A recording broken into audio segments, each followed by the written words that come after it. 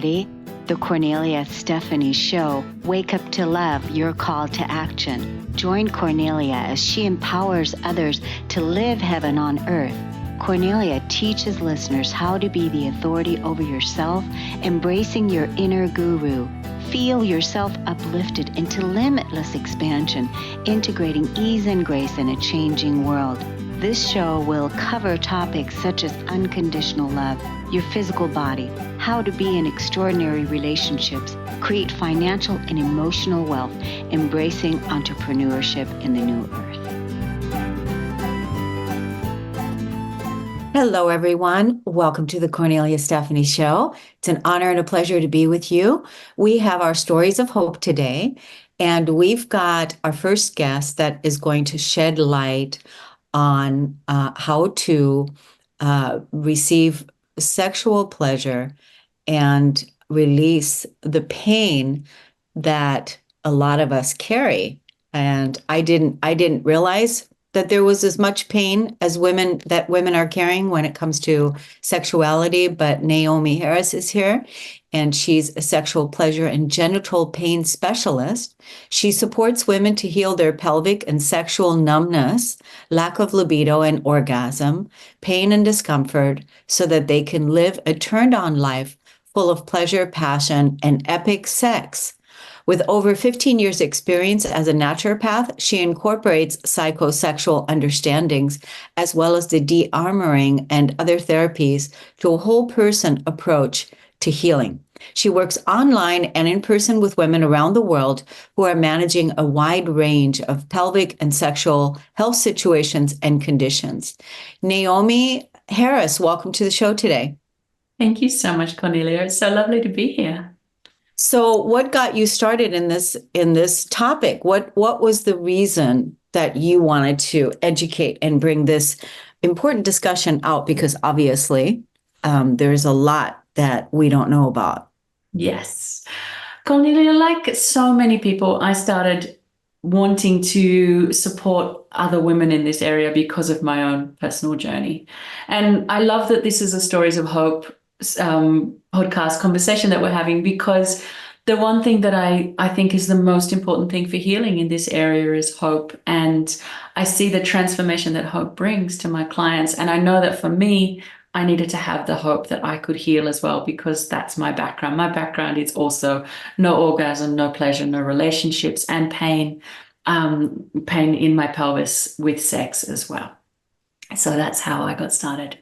So that's how you got started. So you're finding now that in your own journey, and then you're finding now in working with clients that many women suffer from pain in their pelvics. Yeah, it's so common, Kornelia, and it's so not spoken about. Like, I have had clients who were in their late 60s, and this one particular client had been married for 40 years and had never spoken to her husband about the pain that she was experiencing in sex, because we don't talk about these shameful subjects.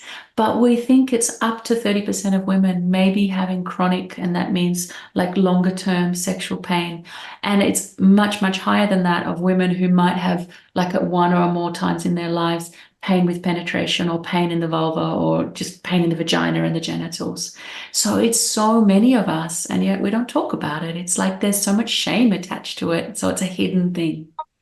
And it's important that we talk about it, that we, educate ourselves about it, that we heal, because receiving pleasure is our birthright. Yes, it is. Exactly right. Receiving pleasure is our birthright. And also this area of our bodies, I don't know if anybody's listening who's ever had anything like a yeast infection or a urinary tract infection, and how much of our mind that takes, how much of our energy just from worrying about it and trying to manage it, let alone if we have a chronic pain condition that is just underlying every moment of our lives all day long. It has such a huge impact. It has a huge impact on us personally, on our relationships, on our capacity in the workplace, on like every part of our lives can actually be impacted by something like painful sex. We can't just put it in a box and pretend that it's just in the bedroom. It's actually all of us. It's a whole person experience for so many women, and yet we still don't talk about it. Do you find that a lot of women have sex just because they want to please their husbands, or for the lack of a better word, kind of just like, okay, I'm gonna give sex and I just want to get it over with and that kind of thing, and then they suffer in silence even though they feel the pain? Absolutely, that is definitely happening. There's a lot of women out there who are having sex that they don't really want.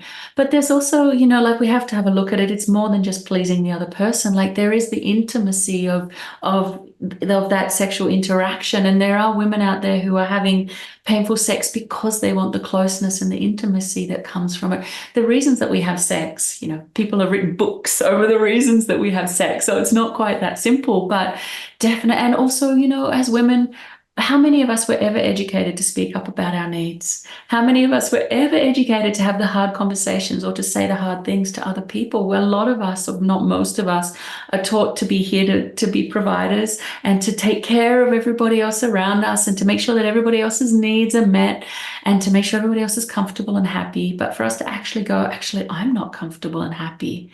It's such a big step because we have to let go of all of this conditioning that we've been educated in, and that goes sexually as well.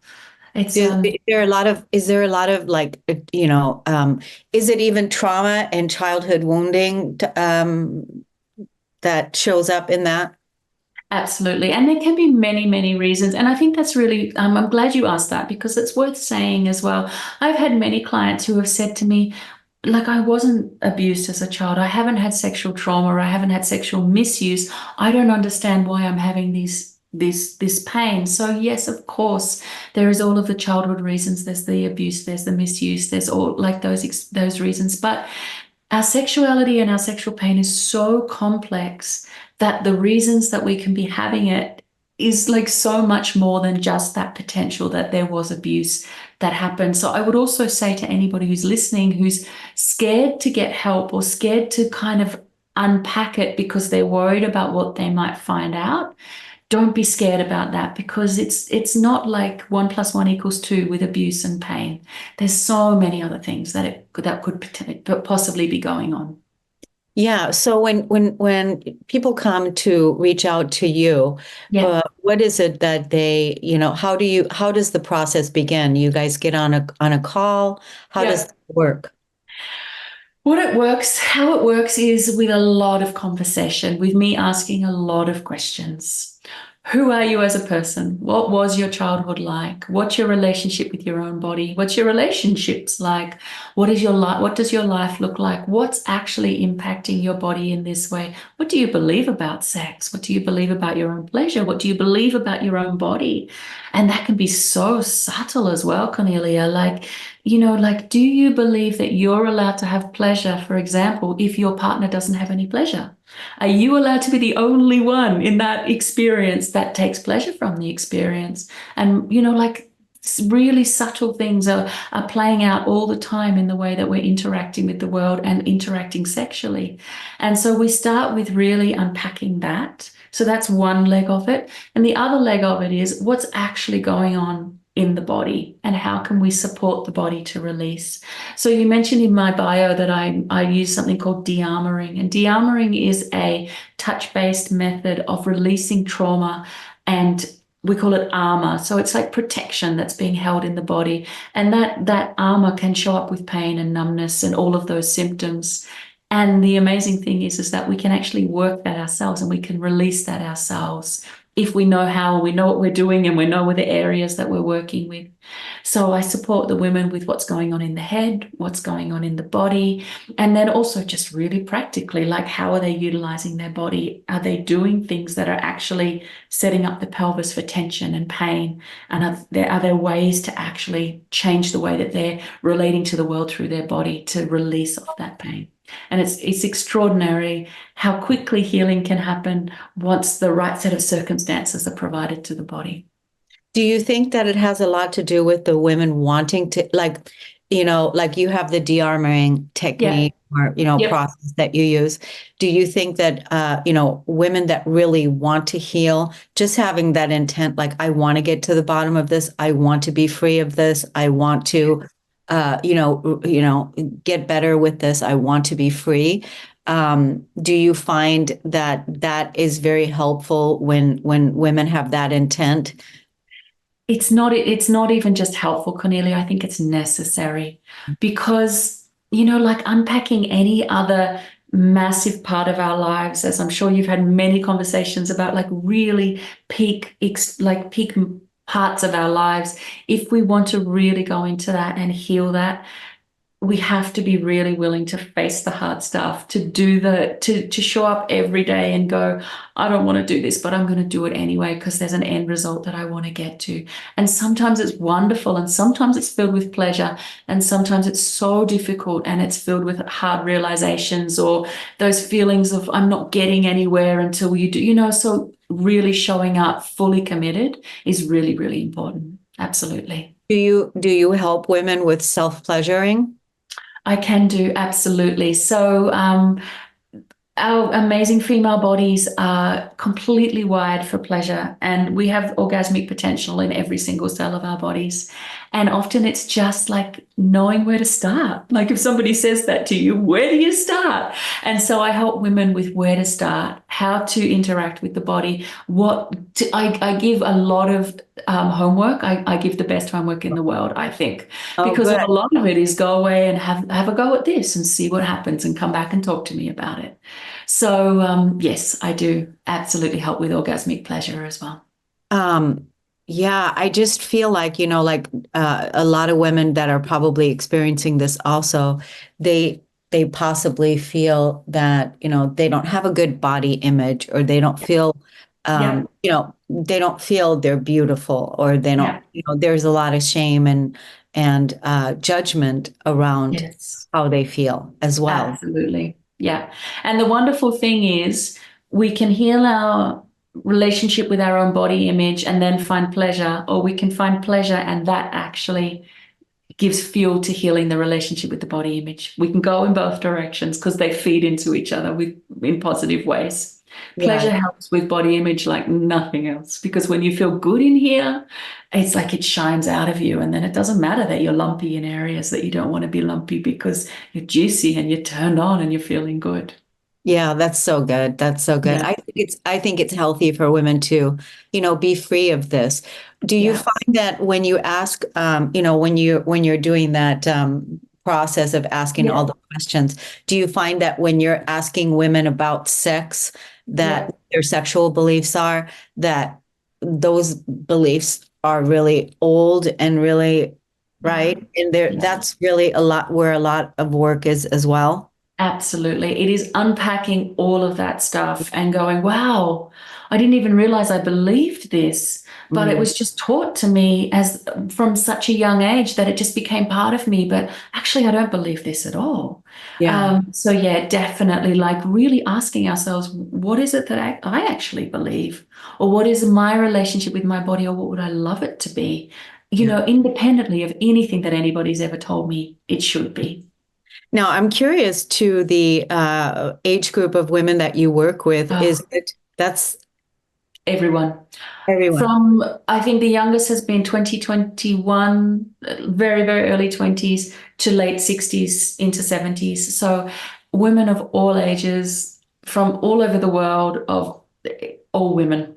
This is a situation that can affect every single woman, no matter, like there is no guarantee that it's not going to happen there's no kind of get out of jail free card for Yeah. this situation. It can show up for all of us at any time, depending on what we have going on. And it doesn't matter how old you are, there's always, room to Always. experience pleasure and be free from whatever pain that you're carrying around inside. So Never too late. it's never too late. No. So you're working online, you're seeing Yes. people in person too. And right Yes. now you're in the Netherlands, which I Yes. want to, Yeah. give a shout Yeah. out to the internet for Yes. having you here today. And but you're also working online. How Yes. can the audience look you up and Yes. follow you on social media? Yes, so my website, I am the Pleasure Naturopath. So if you search for the Pleasure Naturopath, you will find me. Otherwise, I am also on Instagram and Facebook as well. So I am very findable. Do you put links with this one, Cornelia, or shall I? Um, how does it work? Yeah, we Um, do have links, yeah, but also when you see this then on YouTube, feel yeah, free to put your links also in the comment section, beautiful. I will do. 'cause that's going to help where, Yeah, different people watch it and see yeah, it at different times. gorgeous. And All so right. So if you're watching this on YouTube, have a look in the comment section because I will drop those in there for sure. Yeah. awesome. Well, Naomi, I just thank you so much for coming on and giving hope to all those women out there that are still searching for sexual freedom and being free from pain and wanting to experience more pleasure in their life. And there really is hope. 100% truth. There is hope. Thank you, Naomi. Thank you. Thank you, Cornelia. We're going to take a break on the Kornelia Stephanie Show. We'll be right back, everyone.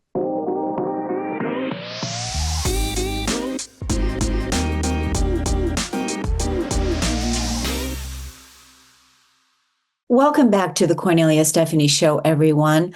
Jocelyn Bates is here, and she's a cultivator of curiosity in the human experiment. She's a soul art guide, Akashic Records guide, Yoga Nidra guide, and human design guide. She's also an expressive arts therapist, intermodel, and EFT master practitioner. She's been working with people for over 25 years in different capacities to help them find their authenticity and purpose in life. 2.5 years ago, she lost both of her parents 7 days apart, and she's been traveling through her grief ever since. The journey of grief has widened her lens, honed her creativity, and brought into perspective her life story. Welcome to the show today, Jocelyn. Oh, thank you for having me. Wow, I can't imagine, losing both your parents within 7 days. So I think that's a good place for us to open the show today with you and talk about what that experience was like. I mean, what happened?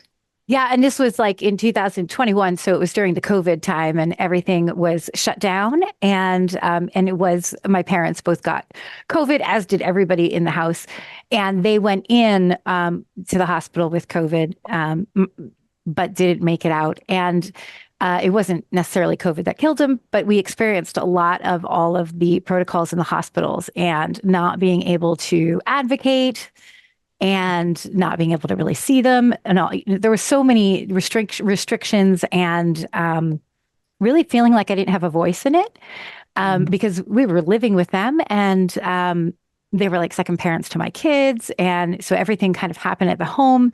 They just finished their 51st anniversary vacation, like they were healthy. And so all of this went down out of nowhere. And what happened is I went into shock. I went into complete and utter shock. And I completely dissociated my life for months. And I couldn't put it together. Like I couldn't put two and two together. And I think a lot of it for me was how it happened. And, I mean, anyone would be in shock anyways, but just understanding that like I had no ability to do anything, not even to sit with my parents through their death or give them back that, right? And even in the end, I wasn't even really able to visit them except for one time they brought me in right before my mom died, but then they kicked me out before she died. And then they wouldn't let me come back in to see my dad because it was like these COVID protocols. And so I had to say goodbye from a really awesome hospice nurse who FaceTimed me and like stroked my dad's hair while I said, I love you. And that was like how I got to say goodbye. And so that was really hard. And it was intangible for me. And even at one point I was like, their bodies were in the funeral home. And I said, I need to see their bodies because I am like splintering. I'm shattering here. I know I can't hit reality with this. And I was refused that as well. So it's like there was so many things that threw me into this crazy shock.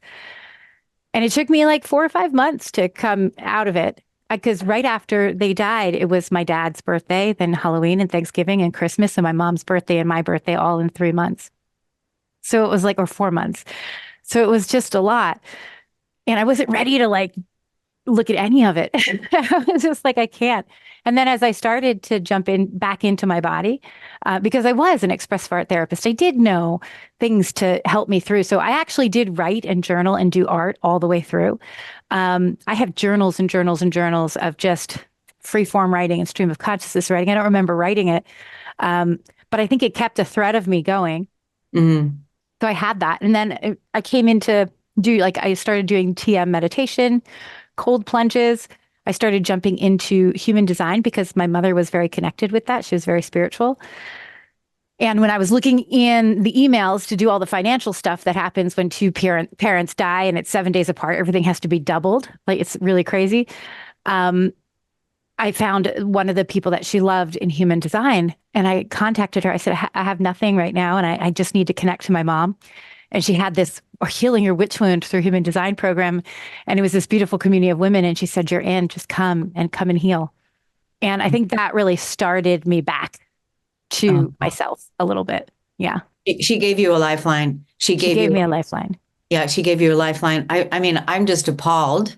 Like when you were talking about when both your parents ended up in the hospital and all the things with COVID and all the restrictions and all the things, and that you couldn't see them. While you're talking, I'm just feeling an outrage inside my body of where I just want to scream and go, nuts all over the place. So I can only imagine how hard that must have been for you, because I mean, that's just there just are no words for that. There's just no words, what took place. Those of us that just had to deal with COVID, that's one thing. But literally then when you have one parent and then another parent and they're both dying and you don't have a chance to be with them. I mean, that is plunging you. I think when you said that you had, you already had some of your spiritual practices which supported you, the journaling and all the things that you were already doing, that was probably the only place where you were really still feeling connected with anything that was going on. Like, you were in shock physically. You probably were just like you said, you weren't here. I was so much so in shock that I lost 3/4 of my hair. And I lost 7 teeth within a month of my parents dying. 7 teeth of mine broke, and 3/4 of my hair came out. And granted, it was like a COVID thing, but at that point, no one knew about the losing the hair of COVID, and I had the grief on top of it. Like, my body was just like, find your foundation, like rebuild your foundation, rebuild the follicles, and like the teeth, get something in there. Literally everything broke. It was it was like traumatic on so many levels. Yeah. And I'm just thinking about, because now, you've, through this grief journey, you've found yourself back again, and, it had experienced another purpose and another reason to be here again in life, aside from being the mother to your children. And, but through this grief journey that supported you. But, you must have been, like you said, in shock for the first while, and then there must have been a whole lot of rage. That's funny. I didn't have that much rage. My rage was centered around the medical system because of and it all started when I got their medical records, and then I knew what really happened. And then I was like, wow, now my rage is coming out. Right now I understand what they did. And that rage, and then having nowhere to put that rage, because you couldn't have a lawsuit and you couldn't do this and that because of the PrEP Act. So everyone was protected who did these things to my parents, and I wasn't able to do anything. So my rage got a little bigger then, but I had nowhere to direct it. I actually, for most of I've lost a lot of people in my life. And and this is like telling, when I was in the room with my mom, they wheeled my dad in, which was totally inhumane. He was in a plexiglass box around a wheelchair, and had a door on the front so he could hold my mom's hand. He wasn't even allowed to get up and give her a hug to say goodbye. Like, it was so inhumane, every piece of it. But he said to me in the room with her, she's suffering, and she can't suffer. He said, I can be angry, but I can't be sad. And probably 8 to 9 months later, I was working. So everyone's like, get angry, get angry. And every time I would try to get angry, I would like bawl. The tears would just come down. And I started to remember what my dad said. And since I had a lot of death in my life, my parents never let me cry about it. They didn't want me to be sad. I was like an only child. I was their child, right? So like, they never let me be sad about it. They never wanted to see me in sorrow. So I actually ended up grieving. I ended up getting sad for all the deaths I've been through. And I had a stillbirth. I've lost friends and loved ones. And so I just started crying for everything. And everyone's telling me, why aren't you getting angry? So I even tried. I tried so hard. I went out to the woods at like 4 a.m. and like where no one could hear me. And I'm trying to scream. And my screams are like waterfalls of tears. It was really Wow. crazy. And it's Wow. interesting that that connected back to something my dad said, right? Yeah. Wow. I can understand that you were grieving, if you weren't grieving as you were losing things in life, people, things as you were a child and holding it. And then now you're grieving all the things. And then also at this time in our lives, we are grieving past lives and we don't even know some of the things that we're grieving. Grief is such an important piece. So now you're helping people with their grieving process. Is that what you're doing?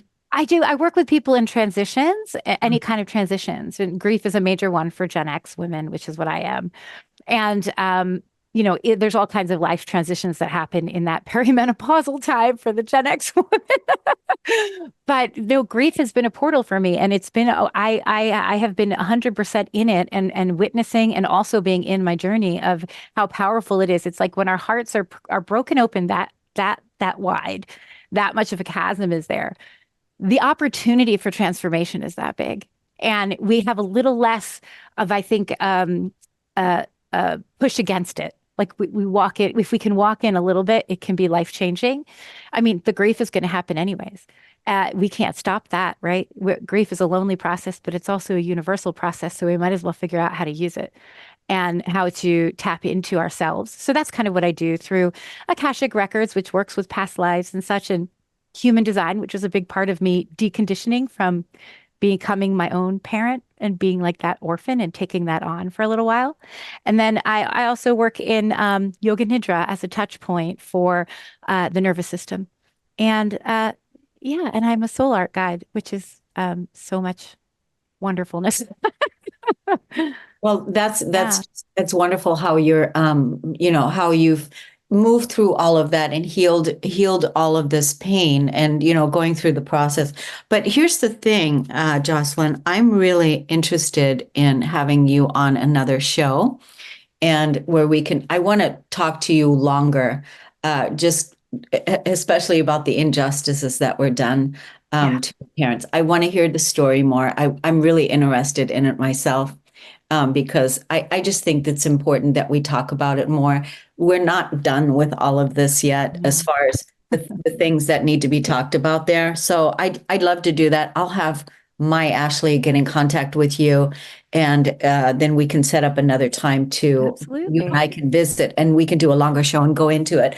But let's, for now, tell the audience how they can, follow you on social media wherever you are, and what your social media handles are. Sure. I have my website is jocelynbates.net. And there you can find, I have like a yoga nidra that's recorded and a cheat sheet for balancing your nervous system, which is what got me back from the heights of anxiety in my experience. And I'm on Soul Sessions by Jocelyn on Instagram, and I have an Insight Timer account. So I do offer free Insight Timer live events and yoga nidras and pep talks on creativity. And I have a Substack under the same name, Jocelyn Bates, where I talk about my grief journey. So it really focuses on soul art and human design and how those two things have been walking me along in this journey of grief. So, yeah. What do you want to say to the audience today about grief? What's the piece you want to leave us with? it goes back to curiosity, as a cultivator of curiosity and creativity. And I think it's that you have to get curious. You just don't walk just right by it, right? Just turn your head and get curious and say why and say, how do I feel about this? And just look at it. Just allow yourself to sit and look at it. Because there is so many gifts in it. And that's a strange thing to say, but many people I've talked to who've been through this type of grief have said the same thing.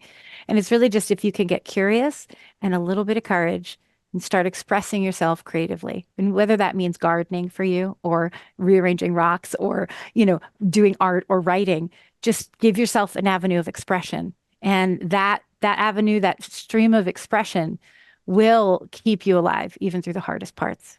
That's perfect. That's perfect. Well said. Well said. Thank you so much, Jocelyn, for coming on the show. I appreciate you. And also, again, very sorry for the experience that you had to endure and your parents as well and your family. So we're going to take a break on the Kornelia Stephanie Show. We'll be right back, everyone.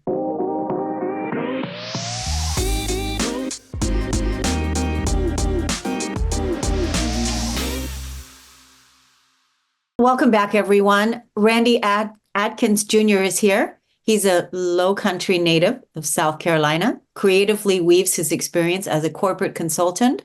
He's an ordained minister, community leader, and distinguished Toastmaster into a tapestry inspiring observers to integrate spiritual growth principles into everyday life. Randy's mission is to inspire individuals to be leaders, change agents, and go-getters. In Produce on Purpose, he teaches the reader how to experience a life full of joy, peace, fulfillment, and fruitfulness. Atkins strongly believes that God calls everyone to be producers. Producers intentionally manifest ideas that transform the world. Welcome to the show today, Randy. Hey, thank you for having me on. This is exciting. Yes, it's great to have you here. So, obviously, you are the producer of your life. You're producing your life, right? And Yes. everything that you're doing. What got you started on this path? Well, I was very young when I really started this. Me and my friend, my best friend, we would come up with these contraptions in the backyard, and we would bring in a string, we would bring in tape, we would bring in all of these things like tarp and plastic, and we would put them together in his backyard based on our imagination. And as we would go and put it together, sometimes I would give him instructions, which I really liked, and he would do what I said. And sometimes he would give me instructions, I would do it, or sometimes we'd do it together. And out of that, we would create these worlds, whether it would be Star Wars or Star Trek or whatever at the time we would put in the backyard. His mom would then have us tear it down before the end of the day. But what I found there was that in our imagination, in our minds, there are many things that can happen and occur that can become reality in this world. And so those were direct pieces there. And as an inquisitive child, I was like, this I like. And so throughout my life, I kept thinking about how can I produce in this world what is nice, what is beautiful, and coming from the imagination, coming from that thought life. Yeah, so you were doing that in the backyard. I love that. That is such a you two were setting up the scene, the movie scene of creating a set and then playing and acting it out. Yeah, we would go and we would just be playing, acting it out, being whomever we needed to be. And so out of that, I really found that there are some things in our lives that sometimes we are actors and actresses on this big stage called our lives in a movie. And I like to call it mini movies or mini series because there are seasons in our lives. Things change and transform. I'm going through a different transformation and season in our lives. Or almost all three of our children are almost grown and gone. And so we're about to empty nest. And so there are transitions that we have. But as actors and actresses, we get to kind of look in our lives and be seen on the billboards. And when we see actors and actresses, if I were to meet that person for real, they wouldn't be that person that I thought they were on the screen. And so sometimes we do that in our lives. And so then you say, well, an actor and an actress, what do? They play on somebody else's script. They are playing somebody else. And you say, well, then maybe I'll be the director of my life. The director does have some greater creative freedom. They can, pan in and say, here's how this shot is, tell the actors and actresses what to do. But I encourage you to think about being the producer. Because the producer hires the director, they hire the actors and actresses. And if you are making this movie called Your Life, you should be producing on the purpose and what you were born for, whatever your creator has made you and designed you for. You should be doing that. And as a producer, you get all of your resources together. You get the people, you get the money, you get the script, you get everything together, and you have everyone buy into the vision that you have. And if you do that, man, what a more fulfilling life we all can live, a great peaceful life, a joyful life, one where when you step into the room, you're excited because you know that you are doing something that's special. Yeah. I love everything you said because it kind of takes, if you're stepping in as the producer or if you call yourself the producer, it kind of moves your little human aside and you're not so focused on the victim kind of energy that might be playing out, right? You're more in charge. As a producer, I'm in charge, right? I get to make decisions. Like you said, Yes. I get to hire the people, I get to hire the crew, I get to do all of these things. One question I have for you is how does one bring in the resources, bring in the money to produce in their life a better flow than what they might be currently finding themselves in? A great way to begin to think about that is, first of all, I always try to get everyone to focus in on themselves. And initially, I would encourage you to seek yourself because you need to understand what your purpose is. And in the book, I tell about two different purposes that we all have. One is a general purpose, and that general purpose, that is for us to please our creator. Whoever your creator is, my creator, I call him God. And so then if my God is love, then in order to continue to please my creator, I will be expressing love in everything that I do. So that's my general purpose. And that's a general purpose across the board for all of us that have been designed and created. But then each of us has a specific purpose as well. And this is where it gets very interesting because if you can seek out and find out what your specific purpose is in your life, then you have gifting. Everyone has a gift, at least one, and if not more. And you can express that gift in many ways. And that gifting, you say, well, how do I know my gifting? It's that easy thing that you do that everybody says, oh my gosh, there's no way I could do that. You do it so easily. And that's your gifting. And sometimes it may not be as obvious as some who may be able to sing or write or do some of these other things that we often put and portray and put up, but you have some gift.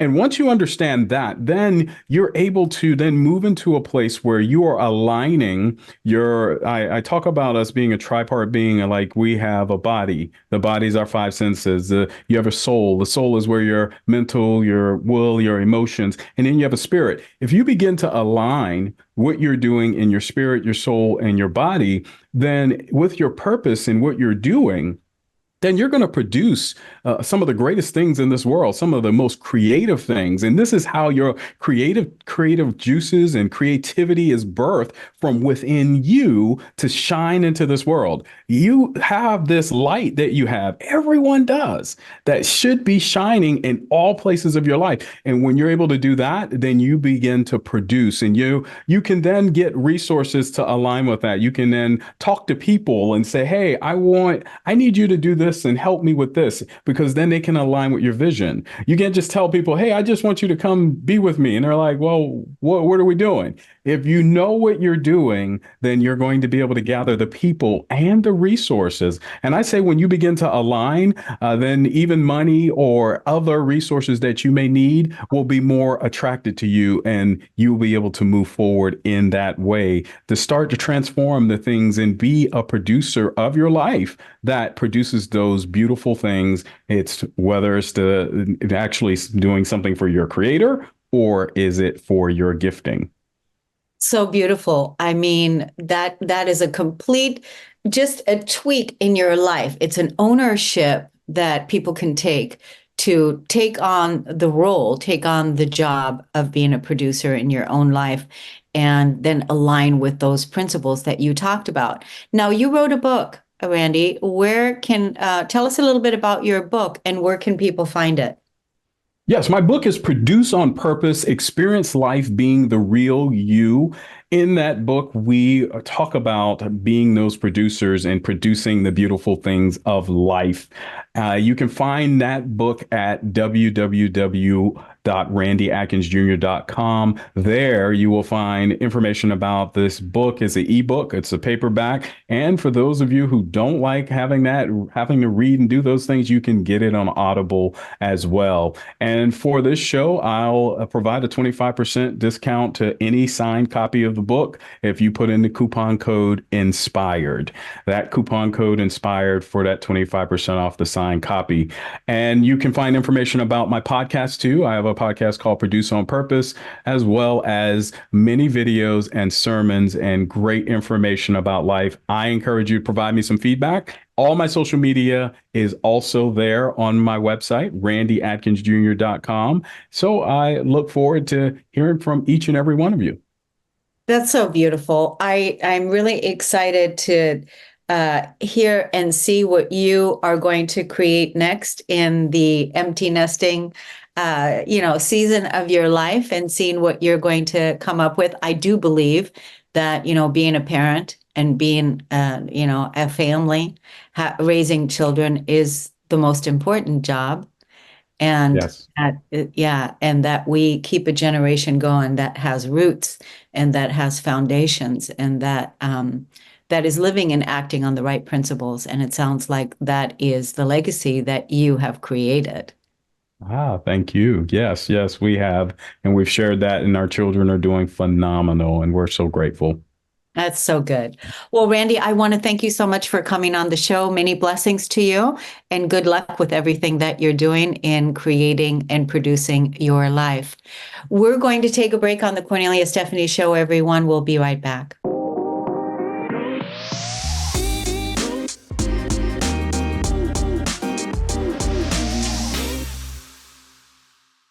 Welcome back, everyone. I'm excited to introduce you to our next guest, Nat Couropmitree. Nat Couropmitree.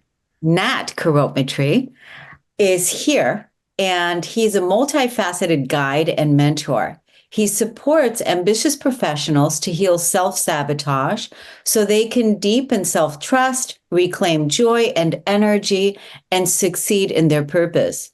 Beyond his professional mission, Nat loves to travel, is a grandpa to 2 vibrant grandkids, and enjoys dancing the Argentine tango with his beloved wife, Olga. Welcome to the show today. Thank you so much, Cornelia. It's great to be here. Yes. Interesting names. It's interesting to get the names correctly, always. I always find that to be something to, say correctly. So thanks for coming on and sharing your story. So you wanted to bring out talking about self-sabotage, and you were going to share your own story. Yeah, absolutely. If I look back through my life, there's been a lot of things that I've started, and then a lot of things that I didn't complete. And I'm sure this could relate to a lot of people. And then also in terms of like procrastination or perfectionism, overthinking, people pleasing, these are all behaviors that I engaged in. And, I just thought, well, it's normal, but, how do I get to that place where I feel okay being myself? And how do I get to a place where I can actually succeed in my business? And over the years, I've tried a lot of things. I've tried working on my mindset, learning, all the marketing and, all of that. I've done a lot of energy work. I've learned to meditate since an early child because my dad is such a big proponent of it. And what I noticed is that I could be at ease, or I could quiet my mind. I could be still if I'm meditating in a quiet room, or maybe in a group setting where everyone's meditating, let's say. But when it came to being in life, it was less comfortable.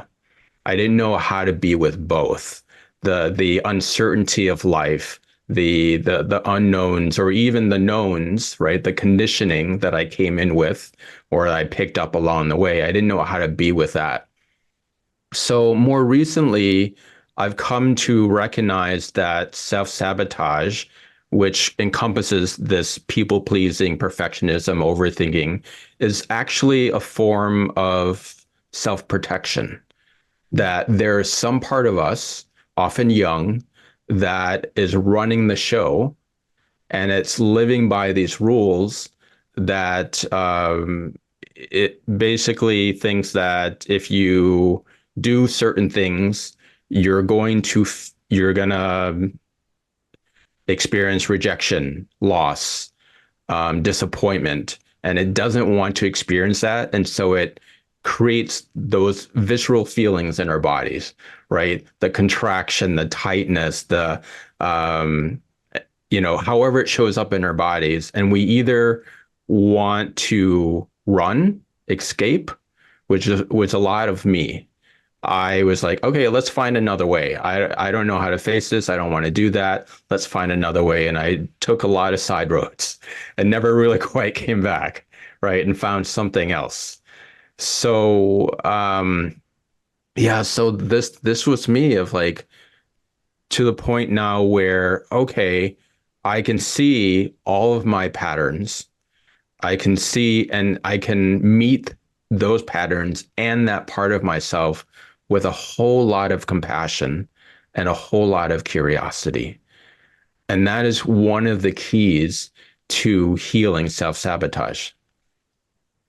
Yeah, it's a really nice breakdown of, another nice way of looking at a nice breakdown of where that came from, where that energy came from, and then how we keep avoiding it instead of bringing it out, revealing the pattern, and then going, okay, let's see what we can do to fix it. Because really, I mean, how many humans are out there dealing with this right now? That are really dealing with the whole self-sabotage from, the fear of rejection, with whatever, a blog you're writing or an interview you're going to, or something you have to prepare where you have to show up and you're holding yourself back because of that reason that you just talked about. Yes. Yeah. What I see that happens is we have a thought about something that we don't want to happen. And it's often a thought that relates to something that maybe happened once or twice or several times when we were younger. Mm-hmm. And so we have a thought and we project it forward as a warning. Like, remember that last time that you did this and this happened? Let's not have that happen again. And so your mind comes up with a thought, oh, if I write this, and what if people don't like it? And then I'm going to feel alienated. I'm going to feel alone. And then I don't like that feeling. And you feel that in the body immediately. Like, I don't like that feeling. And then people take that feeling as, I don't like this feeling, and so I don't want to feel it, right? We're not taught how to be with uncomfortable feelings. True. Right? And so then they go in a direction that they only know how to deal with it, whether that's numbing through food or overwork, whether that's being distracted, social media, whether that's doing socially acceptable things like taking care of family or, being helpers, like overgiving. These are all ways that we tend to engage in to avoid that feeling that came from the thought that it's just happening in our heads, right? It's like in a virtual reality that we're living in, and we're reacting to that, and that's why it creates that loop of never really moving through it. Yeah. And then basically you become paralyzed and you're not moving forward and you're just kind of stuck. And then you're going around in circles until, that pattern gets interrupted and you create a new way of moving. Right.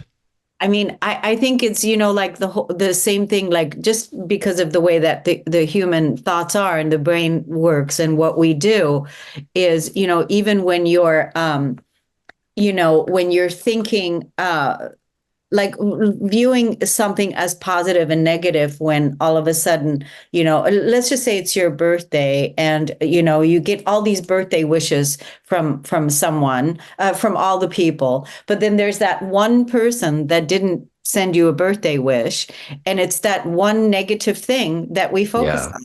It's Yeah. it's that type of an energy, isn't it? Absolutely. Yeah, we're our minds are kind of just trained to zone in on the one thing that's not working, and then we make that we amplify that and forget all the other things. Yeah. We forget all the other things, all the wonderful things that we are good at, all the wonderful things that we've created, all the wonderful messages that we've gotten from people about the things that we've put out and how wonderful it is and how great it is and how inspiring it is and how helpful it is. Yeah. All we don't focus on those things. We focus on that negative thing and make that big. That's Right. really, Right. And to speak to that, that's what happens in self-sabotage, is that we feel uncomfortable and we make that the whole thing. But if we can slow down, pause, notice that, okay, I'm feeling this, but also in the same space is I'm aware of it happening. And I'm aware that in this space now, I'm actually okay, I'm safe. And I can be with the discomfort, I can be with the sensations and still be okay. That changes things. that's good. I mean, ladies and gentlemen, you've just gotten a tool right there of how to be with, something that you can, a pattern that you can interrupt and break, and the steps to take it. I love that you're breaking it down this way, Nat. How can people follow you on social media, or your website or your social media handles? Sure. Well, one of the first things is I'm offering a freebie, which is my process called Notice and Be With, which is actually that process I just described of noticing what we're feeling and being with it. So it's an audio product that they can download for free and then be guided through that. They can go to inquisitivejourneys.com/bewith to access that. Beyond that, they can find me on LinkedIn, Instagram, and Facebook. And my guess is that you'll be sharing those links. Yeah, they're definitely in the show notes. So I want to thank you so much for coming on the show and for sharing your wisdom and your hacks to hack self-sabotage and pattern interrupt. And thank you for coming on the show, Nat. Wonderful to have Yes, thank you so much. Thank you for having me. Great. Thank you, everybody, for listening and tuning in to today's Stories of Hope. And we'll see you again next time, everyone. Take good care. Bye-bye. You've been listening to the Kornelia Stephanie Show, Wake Up to Love, your call to action. Tune in each week on Transformation Talk Radio. Kornelia's joy is to engage others in practical ways, showing us how to live in the new earth in harmony with our true nature. For more information on Kornelia and her extraordinary work, or to listen to past shows, go to her website at korneliastephanie.com.